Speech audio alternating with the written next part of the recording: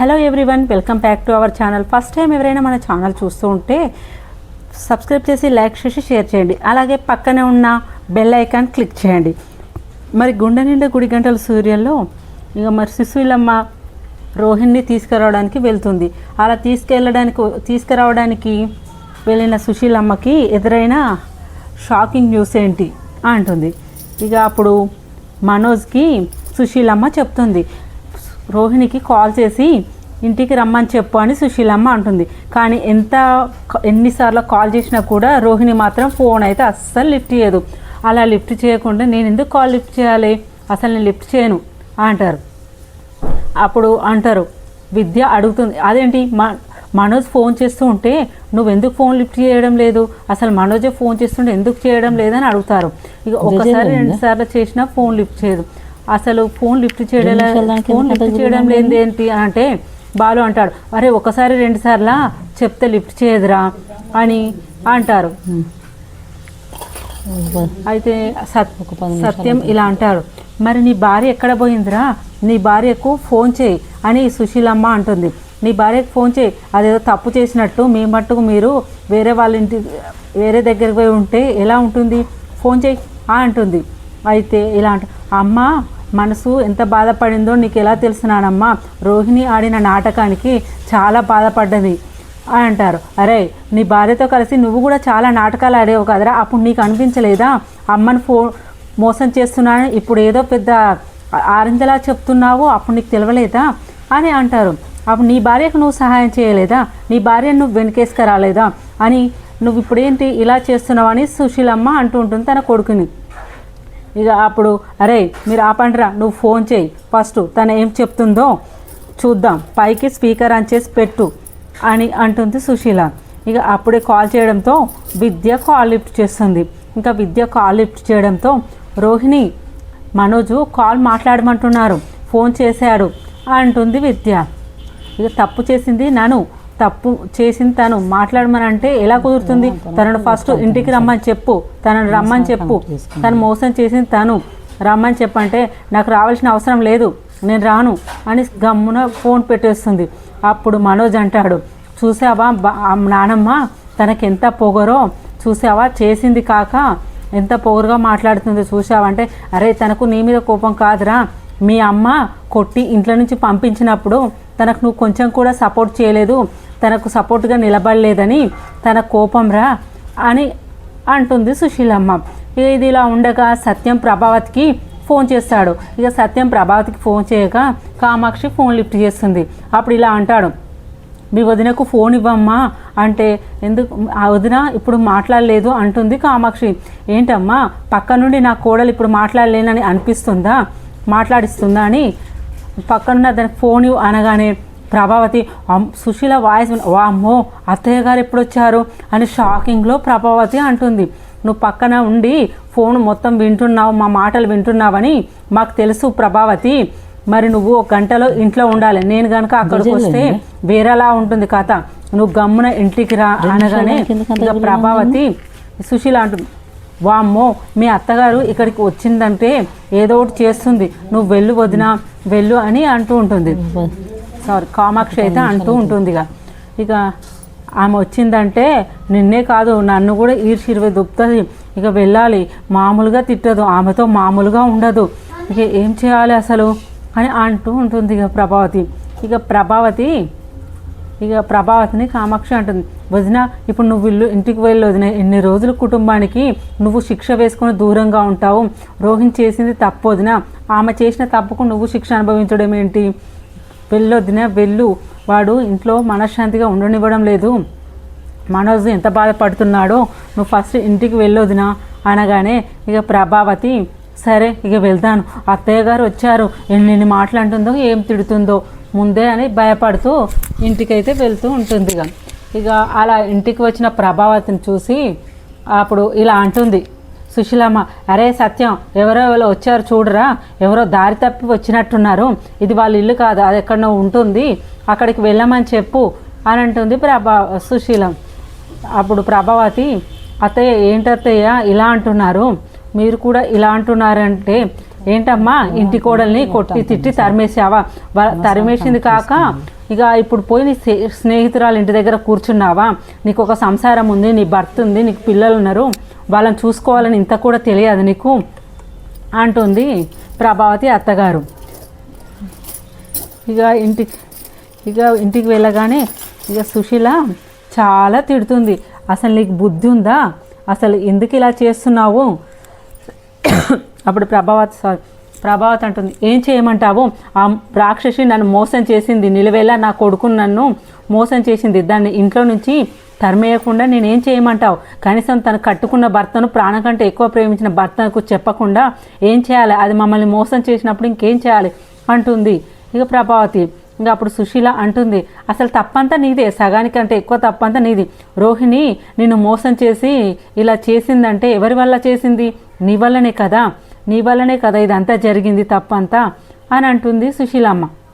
అలా అనగానే నీ వల్లనే జరిగింది, ఆ రోజు ముందు వెనుక ఆలోచించినవా? ఆ కోటీశ్వరరాలు అనగానే వాళ్ళ అమ్మ గురించి వాళ్ళ నాన్న గురించి ఎవరి గురించి ఆలోచించకుండా, అసలు ఎవరు వాళ్ళ అమ్మ నాన్న అని అడగకుండా వెంటనే నిశ్చితార్థం అని చెప్పగానే మా నాన్న బట్టలు పంపించాడని తెలియగానే మనోజ్కి అనగానే రింగు బట్టలు పంపగానే అదే నిశ్చితార్థం కింద కోటీశ్వర్లు అని అనుకొని తీసుకున్నావు, తను ఏది మాట్లాడినా దానికి ఊ అని ఊ కొట్టావు అని అంటుంది ఇక సుశీలమ్మ. ఇక అలా మాట్లాడుతుంటే ఇక ప్రభావతికి ఏం అనడం లేదు. అప్పుడు చెప్తాడు, నేను ముందు నుంచే చెప్తున్నానమ్మా, తను కోటీశ్వరరాలు కాదు అని. నేను తను కోటీశ్వరరాలని నా మీద నా మాట మీద వెళ్ళలేకుండా రోగిణి చెప్పిన మాట మాత్రమే ఉన్నది, అసలు మా మాటనే వినలేదు అని అంటారు. ఇక ఇదిలో ఉండగా రోహిణి ఇంట్లోకి వస్తూ ఉంటుంది. ఇది ఎందుకు వచ్చింది, అసలు దీన్ని ఎవరు రమ్మన్నారు, ఇది ఎందుకు వస్తుంది, ఇంట్లో అడుగు పెడుతుందని అంటే నేనే రమ్మన్నాను, నేనే ఇంటికి రమ్మన్నాను అని అంటుంది సుశీలమ్మ. అనగా మేము మనోజ్ కాల్ చేస్తే తను ఫోన్ ఎన్నిసార్లు చేసినా లిఫ్ట్ చేయలేదు. తర్వాత తన ఫ్రెండ్కి కాల్ చేయగానే ఇక ఫోన్ లిఫ్ట్ చేసి మాట్లాడితే అప్పుడు నేను చెప్తే ఇంటికి వచ్చింది, నేనే కాల్ చేశాను అంటాడు. అంటే మీనా కాల్ చేసి ఎత్తావా నువ్వు, మాట్లాడావా నువ్వు అని అంటాడు మనోజు. అప్పుడు నీకు పరిష్కారం చూపిస్తారు, నీ సంసారాన్ని ఒక రీతిలో పెడతారు రాణి అంటే వచ్చింది. అప్పుడు అత్తయ్య గారు నన్ను కొట్టి తిట్టి ఇంట్లోకి వెళ్ళి బయటికి పంపించినప్పుడు నువ్వు ఆపావా? అది నా మీద ప్రేమతోటి నా ఇష్టంతో ఇలా చేసింది, నా కోసమే కదా చేసింది, ఎందుకు కొడుతున్నావమ్మా, ఎందుకు పంపిస్తున్నావమ్మా అని ఆపావా అంటే ఏంటి ఆపేది, పాపిష్టుదానా, ఉన్న అన్ని అబద్ధాలు చెప్పి కోటీశ్వరరాలను నమ్మించి నా కొడుకును పెళ్లి చేసుకొని ఇంకా నేను ఆపాలా, పాపిష్టి మొహం దానా అని తిడుతూ ఉంటుంది మళ్ళా. ఇక అప్పుడు మళ్ళీ సుశీలమ్మ షాకే చూస్తుంటుంది. ఏంటి ఆగుతావా, ఎందుకు అలా అరుస్తున్నావు, ఇంటి కోడల్ని కొట్టడం నీకు మంచిగా అనిపిస్తుందా, నీకేమాత్రం బుద్ధి లేదా, అలానేనా చేసుకుంటావు అంటే ఏం చేయాలి అత్తయ్య, అది చేసిన నమ్మక ద్రోహానికి నేను జీర్ణించుకోలేకపోతున్నాను, అది ఇంటి కోడలని నాకు తెలుసు, అది చేసినదే మోసమే గుర్తుకొస్తుంది, అదేమైనా ఇంటి కోడలుగా దాని బాధ్యత తీసుకుందా నిర్వహిస్తుందా అని అంటుంది. ఇక సుశీల అమ్మ అడుగుతారు, ఎందుకు ఇలా చేసిందో ఒక్క మాట అడగండి, తను ఏం చెప్తుందో చూద్దాం అని అంటారు. అసలు ఎందుకు రోహిణి, ఎందుకు ఇలా చేశావు, అసలు అది కోటీశ్వరరాలు అని ఎందుకు ఇలా చెప్పావు, అసలు నీ తండ్రి జైల్లో ఉంటే నీకు తండ్రి చచ్చిపోయాడని ఎందుకు అబద్ధం చెప్పావు, అసలు ఎందుకు అబద్ధాలు చెప్పావు, అసలు నిజాలు ఏనాటికైనా నిజాలు అనేవి బయటకు వచ్చినప్పుడు నీ పరిస్థితి ఇలానే జరిగిపోతుందని నీకు కొంచెం కూడా గుర్తుకు రాలేదా, అసలు నీకు ఆలోచన లేదా, చెప్పండి ఎందుకు చేసావు ఇదంతా అంటే, నన్ను క్షమించండి బామ్మ, ఇదంతా చేసింది మాత్రం నాకు మనోజ్ అంటే చాలా ఇష్టం, మనోజ్ మీద ప్రేమ కోసం మాత్రమే చేశాను, ఇంకా దేని గురించి చేయలేదు, మనోజ్ అంటే నాకు చాలా ఇష్టం, నేను మనోజ్ని పెళ్లి చేసుకోవాలనుకున్నాను, నేను మనోజ్ని పెళ్లి చేసుకోవాలంటే కోటీశ్వర్ల అమ్మాయి మాత్రమే చేసుకోవాలి, కోటీశ్వర్లు అయితేనే పెళ్లి చేసుకోవాలని అత్తయ్య చెప్పిన మాటలు అర్థమయ్యాయి, అత్తయ్య మైండ్ సెట్ అలా అర్థమైంది. నేను కోటీశ్వరరాలను అయితే అలా పెళ్లి చేసుకుంటుంది కదా, మనోజ్ని నేను పెళ్లి చేసుకోవచ్చు కదా అని ఆలోచించి మాత్రమే ఇలా చేశాను, తర్వాత ఎలాగైనా నేను మనోజ్కు నిజం చెప్పి మనోజ్ సపోర్ట్ తీసుకుందాం అనుకున్నాను అని సపోర్ట్ తీసుకోవాలనుకున్నాను అని అంటుంది. కానీ అత్తయ్య మాత్రం ఎప్పటికప్పుడు మీ నాన్నకు ఫోన్ చెయ్యి, మీ నాన్నతో మాట్లాడు, డబ్బులు తీసుకురా, బంగారం తీసుకురా అని అత్తయ్య ఎప్పుడు చూసినా నన్ను వేధిస్తూనే ఉంది, నేను లేని తండ్రిని ఎక్కడ తీసుకురావాలి, లేని డబ్బును ఎక్కడ తీసుకురావాలి అని నేను మాణిక్యాన్ని పిలిపించి మరీ నాటకం అనేది ఆడిపించాను మా అమ్మ. అసలు నాకేం అర్థం కాలేదు అని చెప్తుంది. అప్పటికి నేను మా నాన్న జైలుకి వెళ్ళాడు అని ఏదో రకంగా అప్పటి మట్టుకప్పుడు నేను సర్ది చెప్పుకున్నాను అని చెప్తుంది. ఇక నా నిజం ఎప్పుడు బయటపడిపోతే మనోజ్ నుంచి నన్ను దూరం ఎక్కడ చేస్తుందేమోనని మా నాన్న చనిపోయాడని అబద్ధం చెప్పాను. కానీ నన్ను మనోజ్ నుంచి దూరం చేయదు మా అమ్మ అని బతిలాడుతూ ఉంటుంది. చూసారా అది ఎంత బాగా చెప్తుందో, చేసింది కాక ఎంత బాగా ఒప్పుకుంటుందో చూసారా అంటే ఇక అప్పుడు మళ్ళా ప్రభావతి తను జుట్టు పట్టుకుంటుంది. చూసావా ఆ జిత్తుల మారిన అక్క ఎలా పట్టుకుందో, చూసావా అది పైగా ఎలా చెప్తుందో ధైర్యంగా అంటే సుశీలమ్మ అండి, ప్రభా ఆగు, అది మనోజ్ పైన ప్రేమతోనే కదా చెప్పింది, వేరే ఉద్దేశంతో కాదు కదా, ఎందుకు అలా మీద పడిపోతున్నావు అంటే ఇంకా ప్రభావతికి అయితే చాలా కోపం వస్తుంది. పట్టారని కోపంతో అసలు నాకు దీన్ని చూస్తేనే ముఖం ఏదో రకంగా ఉంది, అసలు దాన్ని చూస్తేనే అసహ్యం అనిపిస్తుంది అంటది.